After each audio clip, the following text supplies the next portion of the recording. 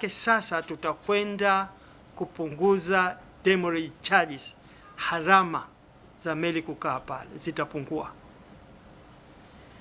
Maboresho haya yanaendana sambamba na mkakati wa kuimarisha usafirishaji wa mizigo kwa reli kupitia SGR, MGR na TAZARA ili kuhakikisha kati ya 70% hadi 80% ya mizigo yote inayokwenda maeneo yenye mtandao wa reli inasafirishwa kwa njia ya reli. Sasa hivi 90% ya mzigo unaotoka bandari ya Dar es Salaam unapitia barabarani. Hiyo manake nini? Barabara zetu kwanza zinakufa sababu mzigo mkubwa. Pili, kunakuwa na ajali nyingi. Tatu, kunakuwa na ucheleweshaji wa mzigo kutoka sehemu moja kwenda nyingine. Kwanza kabisa, barabara zetu zinakufa. Pili, ajali nyote mmeshuhudia, magari yakiwa mengi barabarani, ajali ni nyingi. Na tatu, hata ucheleweshaji wa mzigo kwenda kwa wateja unakuwa mkubwa, na msongamano overall Dar es Salaam unakuwa mkubwa. Nyinyi nyote mmeshuhudia, mnakaa hapa. Lakini mzigo ukipita kwenye treni hizo MGR, SGR na TAZARA, hali itakuwa tofauti.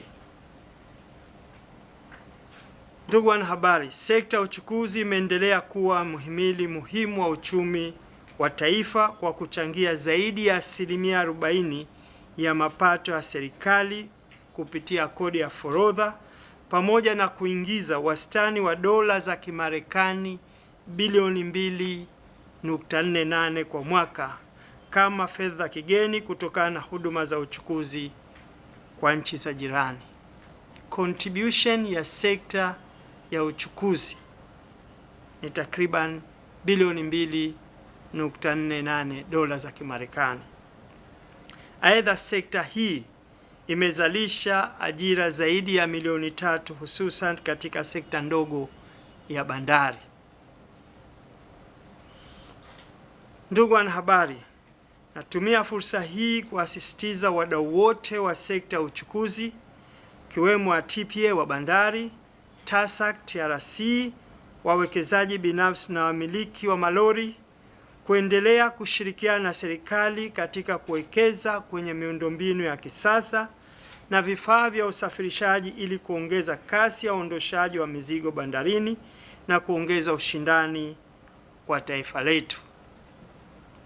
Kwa ujumla, hafla ya kesho tarehe 3 Machi itafanyika eneo la Mnadani, Kigamboni. Itakuwa hatua muhimu katika utekelezaji wa maono ya serikali ya awamu ya 6 ya kuifanyia bandari ya Dar es Salaam kuwa lango kuu la biashara la kikanda na kimataifa. Yote haya tunayofanya ni kuboresha ufanisi. Yote haya tunayofanya ni kufungua biashara kwa ajili ya nchi yetu. Yote haya tunayofanya ni kuleta maendeleo ya Watanzania. Tuna imani kuwa mradi huu utachochea ukuaji wa uchumi, kuongeza ajira na kuimarisha nafasi ya Tanzania katika biashara ya kimataifa.